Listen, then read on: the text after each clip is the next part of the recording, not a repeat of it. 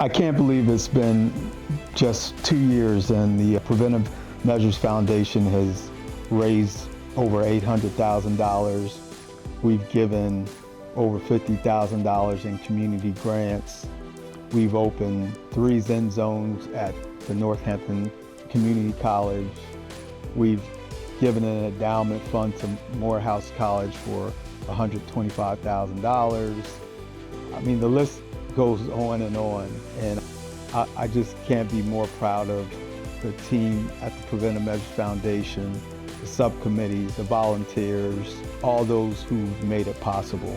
I just look forward to the Preventive Measures Foundation just growing, continuing to make an impact, not only in the regional communities that we serve, but I really believe that we are growing to the point where we will be making a national impact and globally touching those who need our support relative to mental health education, mental health services, mental health information. I just really feel confident in the team that we're developing, that we're just going to continue to grow and grow and grow. To date, we have been able to give over $250,000 in scholarships. This year, we actually set aside another $125,000 to give scholarships that are up to $2,000 each.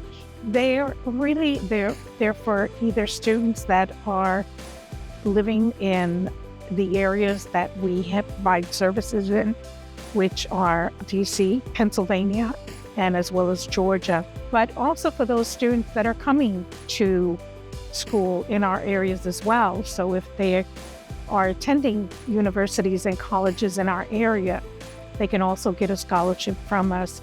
It makes me really proud to be able to say we've made such an impact in the community from the amount of money that we've been able to secure to provide services within our community and give it directly to those organizations, whether it be through our mental health walk, our grants, our just fundraising efforts. We've been able to bring that money and really give it back to the community. What we do is we help folks get resources. So there's a lot of collaborative efforts with a lot of the outside agencies that we connect them to, such as housing, helping with their DPW benefits, helping them get driver's license, get employment. We have a lot of our folks get jobs and support them with getting jobs. And we also have a spot to lean upstairs where they can take a shower or wash their clothes or just sit in a kind of respite to get some downtime if they happen to be homeless. The work is important because people need this level of support. We have helped so many folks that would not be able to do it on their own or to follow through with a lot of the resources that they end up needing.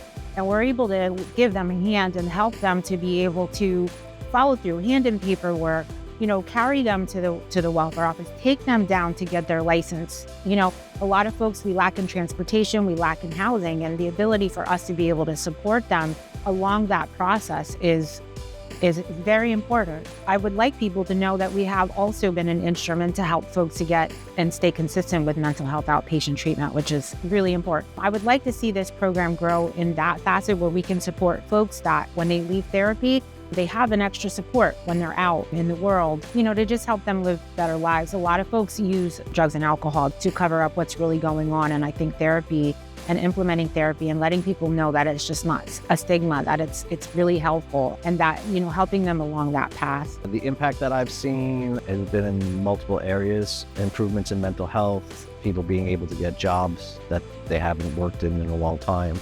Finding people housing especially is extremely rewarding. There are a lot of people that kind of float along not knowing that there are resources out there, and being able to connect them with those resources to put them in a position to further and better their lives has been quite remarkable. I got involved in this work for a couple of reasons. First and foremost, I have a history. Being a CRS also puts it out there that I have a history in addiction. So I feel like I owe a debt. I've done a lot of things in my life that I can relate to with the clients that I see.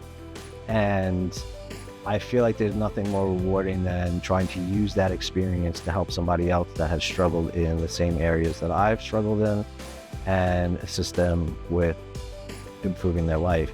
The other aspect of it too is I think there's just something innate in me that wants to help people. I find that if you're able to help individuals accomplish small goals one at a time, they start to believe that bigger goals are possible.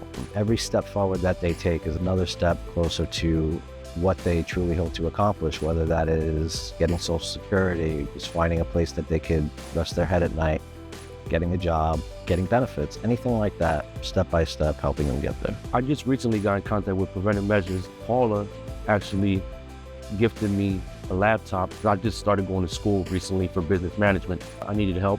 In my situation, I just came home from prison and she helped me out. It's been a real good help though. I came a couple of times to talk to her one-on-one, and it's been a blessing because without her help, wouldn't have been able to start my school, and that was a big step for me. Mr. Jones is tied up with my family. So when I was a kid, he was my barber.